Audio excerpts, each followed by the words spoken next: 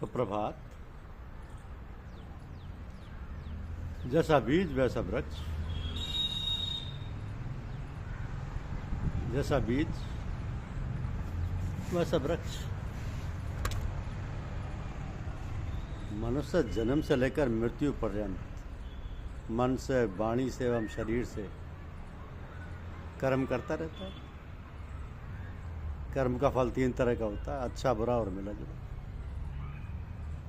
जिस परिस्थिति को हम चाहते हैं वो अच्छा कर्म फल है, जिसको हम नहीं चाहते वो बुरा कर्म फल है,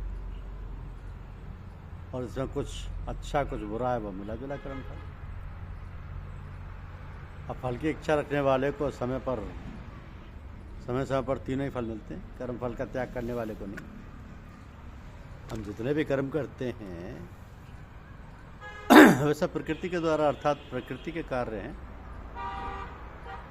शरीर, इंद्रियां, मन और बुद्धि के द्वारा भी होते हैं, और फलस्वरूप परिस्थिति भी प्रकृति के द्वारा ही बनती है। इसलिए कर्मों का और उनके फलों का संबंध केवल प्रकृति के साथ है, स्वयं से यानी चेतन स्वरूप इसका संबंध है ही नहीं।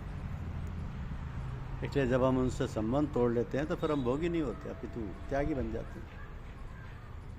त्यागी अपने लिए कुछ नहीं करते, उसका विवेक रहता है कि अपना जो सत्य स्वरूप है उसके लिए किसी भी क्रिया और वस्तु की आवश्यकता ही नहीं।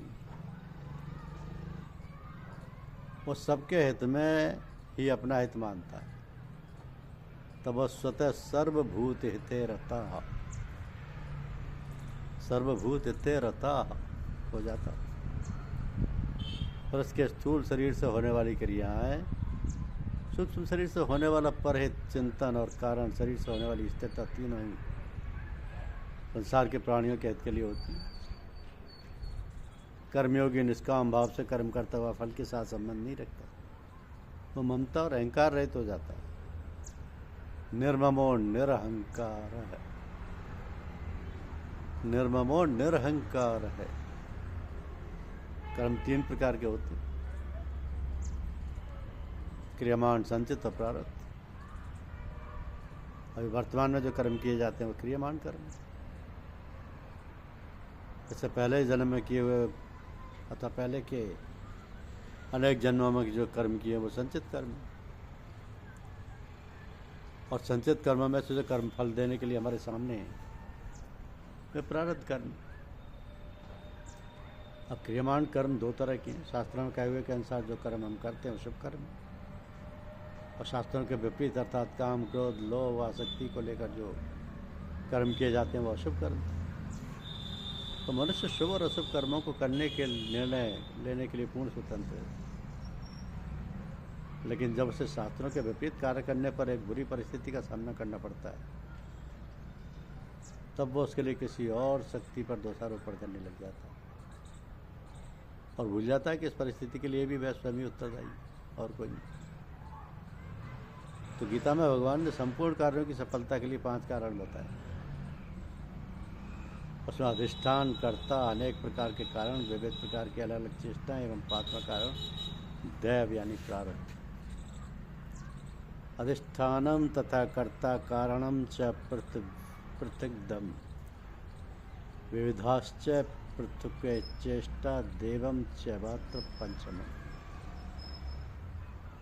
मनुष्य कर्ता, जब कर्मेंद्रियों, ज्ञानेंद्रियों द्वारा मन, बुद्धि और अहंकार यानी करण द्वारा अपने शरीर यानी अधिष्ठान से अनेक विधियां यानी चेष्टा द्वारा जो कर्म करता है, तब उस कर्म की सफलता के लिए मनुष्य के अतिरिक्त प्रयासों के साथ ही भगवान ने 5 का कारण दैव यानी प्रारब्ध बताया।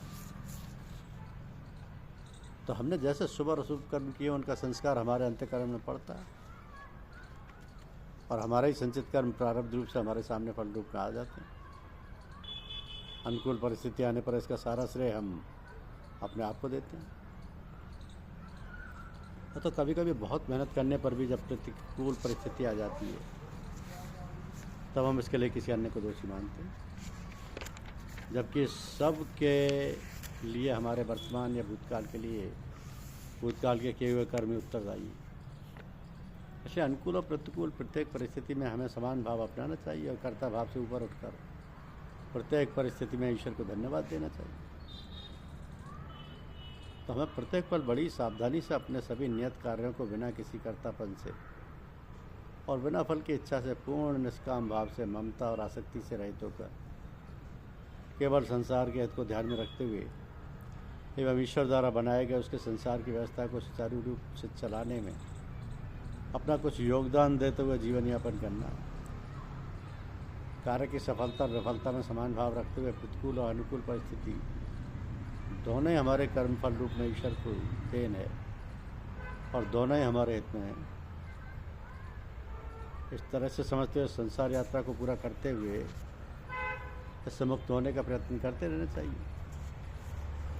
गीता में भगवान ने कहा है कि जो पुरुष संपूर्ण कर्मों को सब प्रकार से प्रकृति के द्वारा ही किए जाते हुए देखता है और आत्मा को एक करता देखता है, वो वही यथार्थ देखता है। प्राकृत्येव च कर्माणि क्रियमाणानि सर्वशः यः पश्यति तथात्मन् कर्तारं स पश्यति। अतः ईश्वर सभी प्राणियों के हृदय में स्थित रहते हुए अपनी माया से हमारे ही किए हुए कर्मों के अनुसार हमें संसार में भ्रमण करवाते रहते हैं। अतः कर्म की सफलता और असफलता के लिए अनुकूल और प्रतिकूल परिस्थिति के लिए हम स्वयं उत्तरदायी।